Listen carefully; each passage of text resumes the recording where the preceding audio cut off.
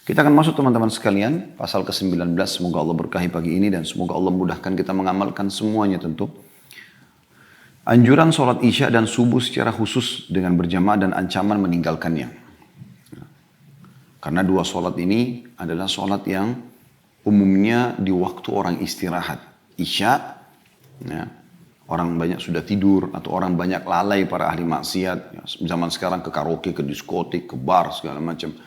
Subuh juga begitu, mereka karena berfoya-foya di malam hari, ya, maka mereka tertidur di subuh ya, hari. Hadits yang pertama di dalam pasal kita ini yaitu hadits 415, urutan 1 haditsnya 415 dari awal kita belajar dan urutan 1 di pasal ini. Di sebelahnya ada tulisan sahih. Dari Uthman bin Affan radhiyallahu anhu, dia berkata, aku mendengar Rasulullah SAW bersabda, man shallal isya'a fi jama'atin faka'annama qama nisfal layli, wa man shallal subha fi jama'atin faka'annama shallal layla kullah. Barang siapa yang sholat isya dengan berjamaah, ya, maka seolah-olah dia telah sholat setengah malam, non-stop. Dan barang siapa yang sholat subuh dengan berjamaah, maka seolah-olah dia telah sholat semalam suntuk.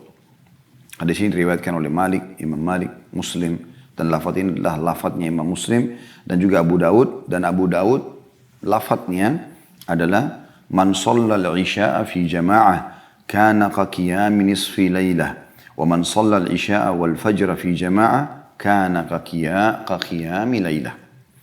Barang siapa yang sholat isya dengan berjamaah, maka itu seperti sholat separuh malam. Dan barang siapa yang sholat isya dan subuh dengan berjamaah, maka itu seperti sholat malam sepenuhnya. Hadis ini diriwayatkan Tirmidzi selain Abu Daud, dan dia mengatakan hadis ini hasan sahih. Ibnu Khuzaimah juga menukil dalam sahihnya hadis ini.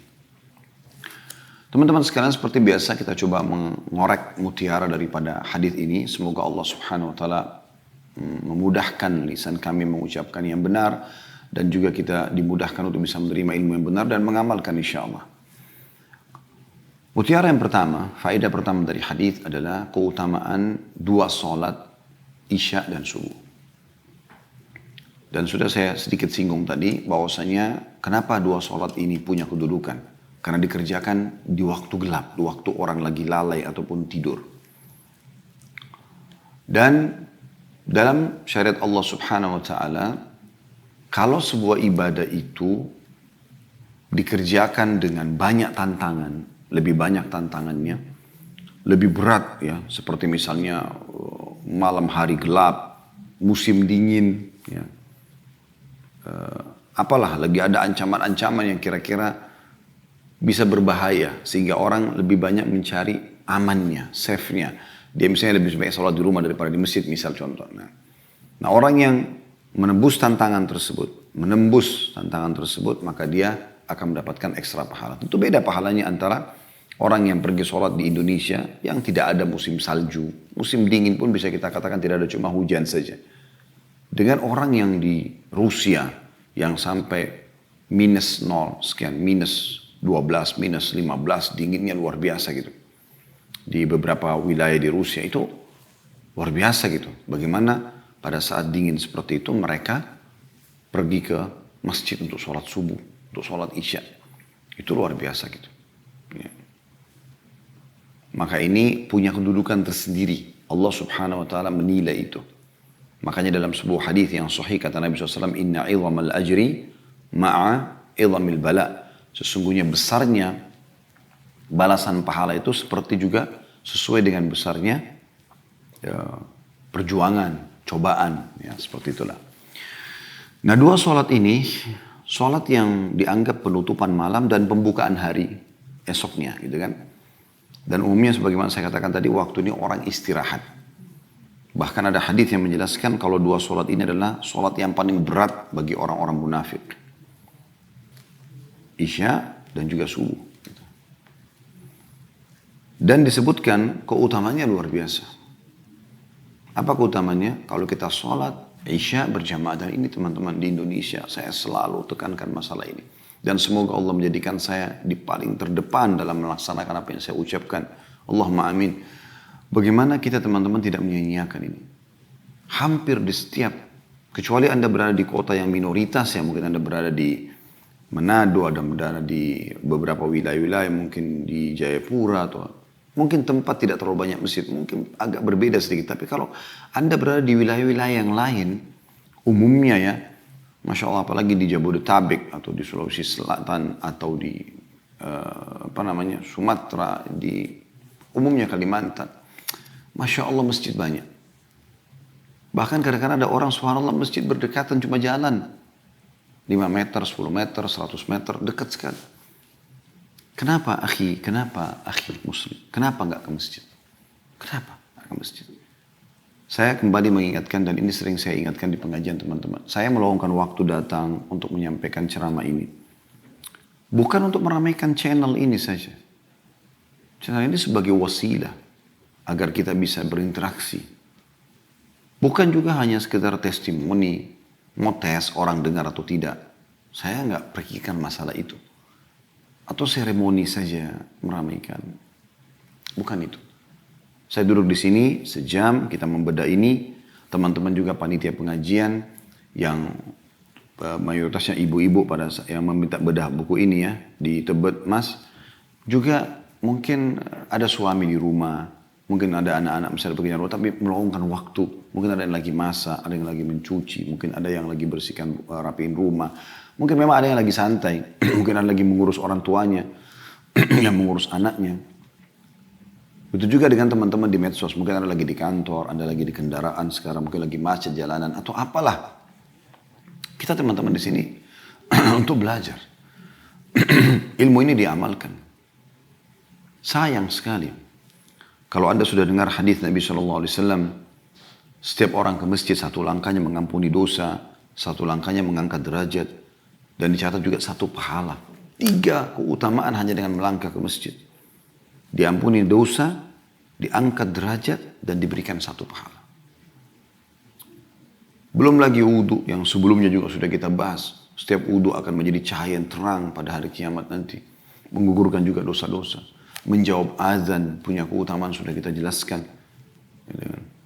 Bahkan membaca salawat setelah azan, muadzin menjawab muadzin, lalu kemudian baca salawat, lalu membaca doa setelah azan, itu akan mendapatkan syafaat Nabi SAW. Sholat berjamaahnya sendiri, antara sholat di masjid sendiri, ya langkahnya menuju masjid dapat pahala, tadi sudah kita jelaskan. Kemudian masuk masjid ada doa, masuk masjid dengan kaki kanan, membaca doa, nanti keluar, baca doa ini juga dapat pahala. Belum lagi sholat sunnah qobliyah, ba'diyah, belum doa antara azan iqamah, belum sholat berjamaahnya. Keutamaan demi keutamaan selalu ada. Untuk apa Anda duduk depan TV di rumah meninggalkan sholat ini? Untuk apa Anda ngobrol sama tamu, sama teman meninggalkan sholat ini? Kenapa Anda tidak luangkan waktu? Padahal sebenarnya, apalagi kita di Indonesia ya, jarang sekali ada masjid atau musola yang membaca surah-surah panjang. Umumnya kita baca surah pendek. Hampir sepanjang umur saya yang Allah berikan, semoga Allah insya Allah panjangkan umur dalam ketaatan. Dan juga ditutup dengan husnul khatimah, Allahumma amin. Dan juga teman-teman sekalian. Tidak pernah saya temukan, atau bisa dihitung jari ya, yang saya temukan yang baca surah panjang. Umumnya semua pendek. Maka tidak ada sesuatu yang sulit yang membuat kita tidak mengerjakan sholat itu. Dan mengejar keutamaannya. Anda akan menyesal saudaraku. Kalau Anda tidak mengisi waktu untuk itu. Dan saya sudah bahasakan juga, mulai perbaikan apapun dari sholat. Tinggal sebuah poin lagi. Mungkin ada di antara ibu-ibu yang mengatakan, atau akhwat kita dan ummahat kita yang mengikuti acara kita ini mengatakan, kami kan sholat di rumah. Apa gunanya kami pelajari itu semua? Maka jawabannya, bahasan untuk laki-laki tetap diperlukan oleh perempuan karena Anda punya suami kalau Anda sudah menikah. Anda punya ayah kalau Anda memang beliau masih hidup. Anda punya saudara. Anda punya anak mungkin. Ya. Yang bisa Anda ingatkan. Berapa banyak ulama-ulama lahir dan menjadi tumbuh besar di tangan seorang ibu, seorang wanita yang baik.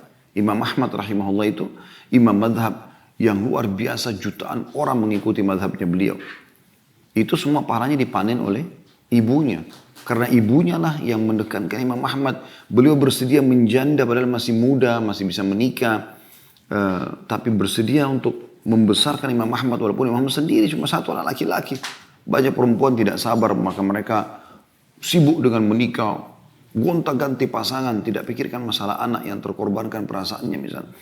Ini dia tidak, dia fokus dan dia terus mengatakan tujuan utama saya adalah Ahmad menjadi ulama besar dan Allah kabulkan.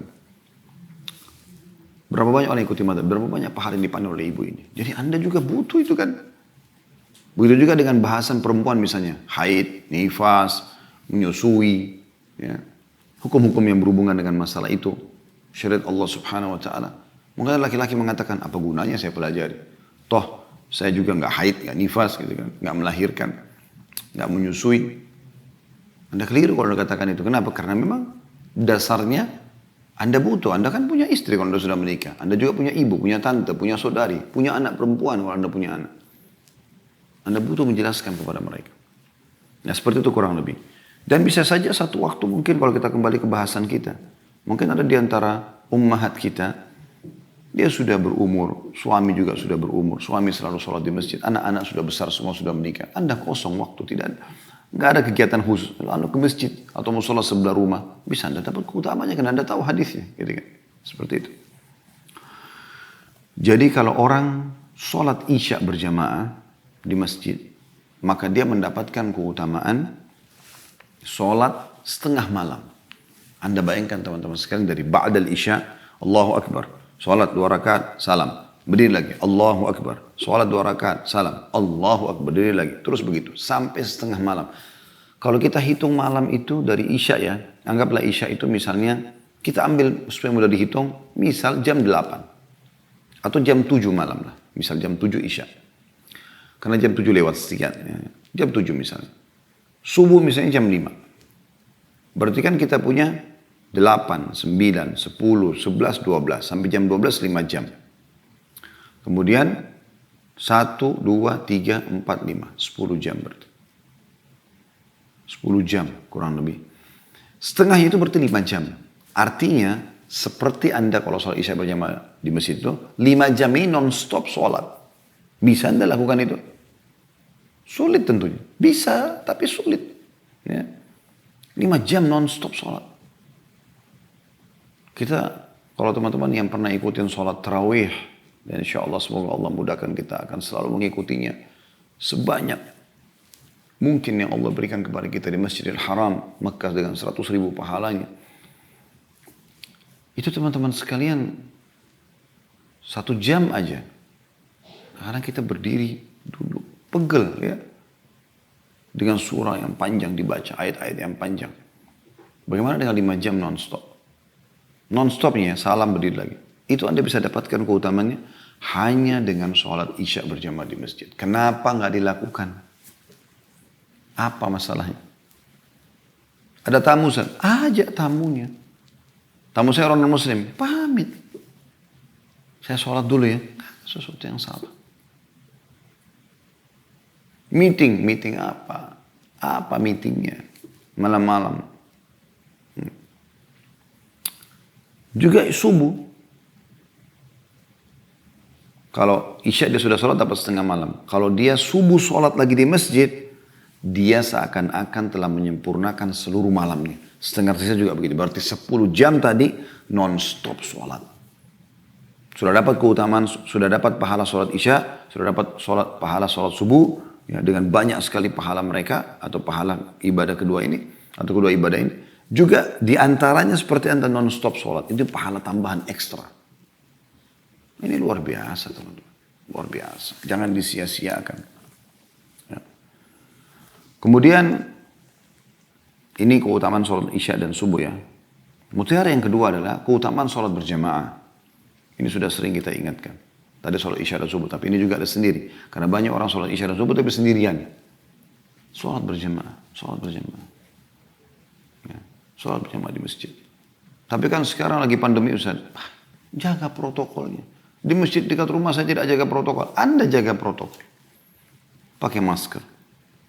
Bawa hand sanitizer. Apalah Anda punya perangkat. Anda bawa sejadah sendiri. Jangan kehilangan keutamaan.